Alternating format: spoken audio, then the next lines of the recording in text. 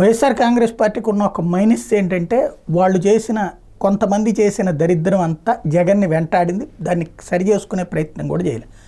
For example Kia పరిశ్రమ చంద్రబాబు టైంలో వచ్చింది.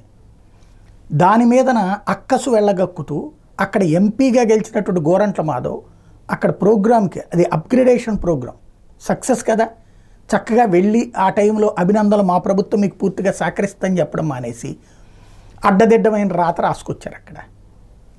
అది పరిశ్రమలకు సంబంధించి కోలుకోలేని దెబ్బ, జగన్ సమాధానం చెప్పుకోలేని దెబ్బ, వైఎస్ఆర్ కాంగ్రెస్ పార్టీని ఇరకాటంలో పడేసిన దెబ్బ. ఆ రోజునే నేను ప్రస్తావించా ఏంటిది అన్నటువంటి. అదే సందర్భంలో చంద్రబాబు గారు వచ్చిన తర్వాత ఇప్పుడు జగన్ హయాంలో కూతున్న ఒప్పందాన్ని పక్కన పెట్టట్లేదు.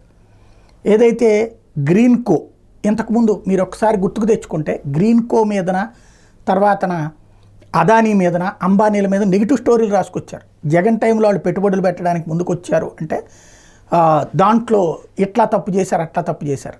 బాబు ఆ పత్రికలు ఆ రోజున వార్తల్ని బేస్ చేసుకోలేదు, తనకు తెలుసు ఏం చేయాలి అన్నట్టు. ఇప్పుడు శుభ్రంగా అవన్నీ, ఇప్పుడు అదే అంబానీ వచ్చి పెట్టుబడులు పెట్టట్లేదా, అదే అదానీ వచ్చి పెట్టుబడులు పెట్టట్లేదా, క్లియర్ అక్కడ. కాకపోతే పత్రికలు ఆ రోజున అలా ప్రచారం చేసినాయి, ఈ రోజున పెట్టుబడులు తెస్తున్నారని చేస్తున్నారు. ఇప్పుడు అలాంటిదే గ్రీన్ కోకి సంబంధించినటువంటి పవర్ ప్లాంట్, ఇది ఎన్టీపీసీతో గ్రీన్ ప్రాజెక్టులకు సంబంధించినటువంటి శంకుస్థాపన ఈ నెల 29వ తారీఖు జరగబోతోంది. 80,000 కోట్ల రూపాయల పెట్టుబడితో 48,000 మందికి ఉపాధి రాబోతుంది. విశాఖలో దీనికి 1,200 ఎకరాల కేటాయింపు జరిగింది. దీనికి ప్రధానమంత్రి నరేంద్ర మోడీ అటెండ్ కాబోతున్నారు. ఆంధ్రప్రదేశ్లో ఎన్డీఏ ప్రభుత్వం ఏర్పడ్డాక తొలి కార్యక్రమం, ప్రధాని అటెండ్ కాబోయే కార్యక్రమం కాబోతోంది.